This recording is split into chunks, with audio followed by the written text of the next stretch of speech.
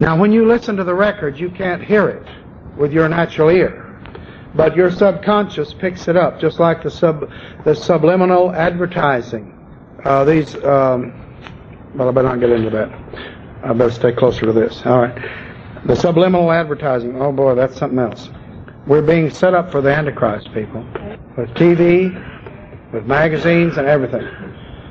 Well, just an example. These beautiful waterfalls you see, cool cigarettes. If you look real closely, there's a naked woman taking a shower in that waterfall. She's been airbrushed in that beautiful nature scene. There's sex written all over the advertisements that we read.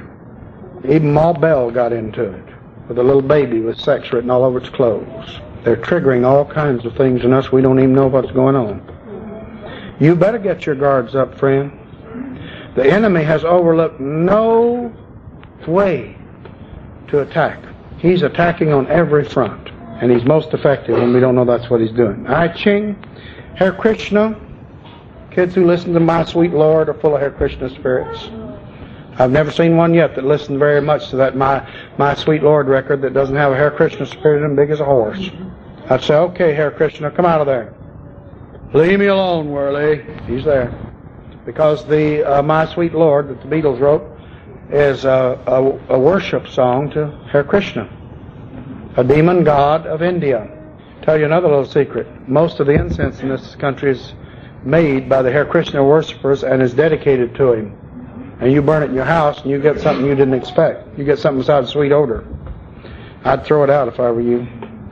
Get you some spray or something if you want something to smell sweet. I wouldn't burn incense. I've gotten real skittish about it.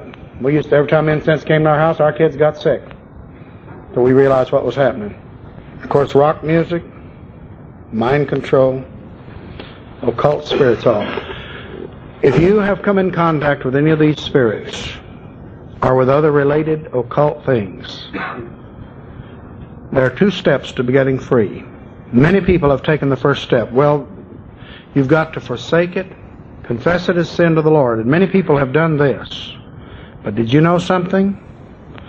If that's as far as you've gone, the devil still has a legal hold on you. In the Bible, they destroyed all the books of magic and things of that sort. They burned it. Don't give it to somebody else. No use giving a curse to somebody else, is there? You need to confess it and forsake it, but you also must close the door to Satan, or else he still has a legal right to come and go through that door. Because you or somebody in your family opened that door. Some of you said, well, I never fooled with that stuff. How about your ancestors back 4 generations? Let's see, that would be grandma, great-grandma, great-great-grandparents. How many of you know anything about your great-great-grandparents? Very few. We don't know what they got messed up in, do we? 72 ancestors involved. I'd have probably figured that out by the minute. There's 72 of them. There's 72 roads that the devil could have come in to zero in on your life. You think he's overlooked any opportunity? Isn't it better to close those doors? I can show you how. It's not that difficult. First of all, the first step is to confess. So if you've been involved in this, you want to take part, just to be sure, let's go through it. You think about all the things that you've touched in the occult. Okay? Yes, be careful what you buy in a garage sale dedicated to the Lord if you bring it in. There ain't no telling what it's been in. Yes, ma'am. Indian jewelry, be very careful of it. Playing cards, yes, no witch would be without a deck of playing cards because they were originally designed to tell fortunes with. All Indian jewelry made by any Indian tribe has in the design, a design to the occult god. Did you hear that? The Indian designs. The only place you're safe is to get it from Jay back here, and he ain't no Indian, and he's not going to be designing anything into it that's occult. Yes. You better watch souvenirs from any place where there are heathen people, heathen craftsmen. Africa, these.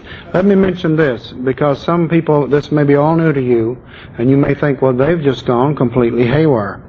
Let me take you back to the Old Testament. You remember when they were wandering in the wilderness, and they had all the elements to make the temple, and the tabernacle, and all its furnishings? Remember that? And the Bible said that God gave to certain people skills to weave, to carve and make cunning engravings on gold and silver, precious stones, that God gave them the talent to do this. Now, demon worship people, very often the craftsmen offer their hands to the demon god and dedicate them to there. And they in return are given cunning skills to fashion some of the most beautiful designs you ever saw. But it is done by hands that are dedicated to a demon, and they are doing this as a worship to that god.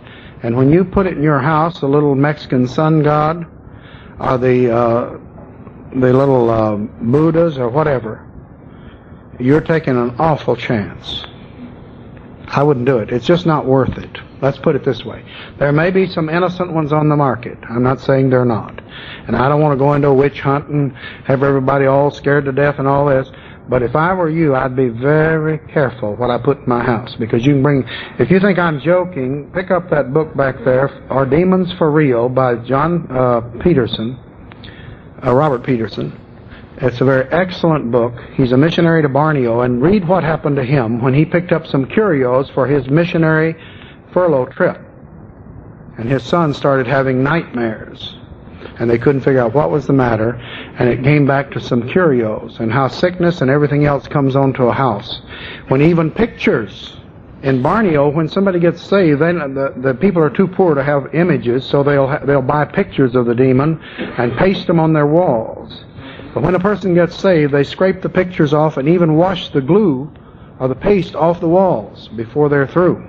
It's even dangerous to leave paste on the walls that the pictures are stuck with. Now that may sound extreme to you, but I'm telling you, this stuff is powerful. It's not just play toys.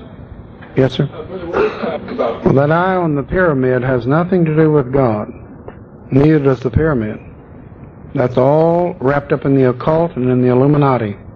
Get a hold of Pat Brooks' book, The Return of the Puritans, because all hell's broken loose around that woman and her household since she wrote that book 2 years ago. She's the lady that wrote Out in the Name of Jesus. Yes. Is it a double triangle? That may be all it is. Why don't you pray and ask the Lord what to do about it? And the Lord can tell His people what to do. Some of these things you can't get rid of because they belong to somebody else. Anoint them with oil and dedicate them to Jesus and curse the demon in them. Yeah. Frogs and owls are things of the night. Be careful. Pray about it. But isn't it strange that frogs and owls have become so prominent with the occult revolution?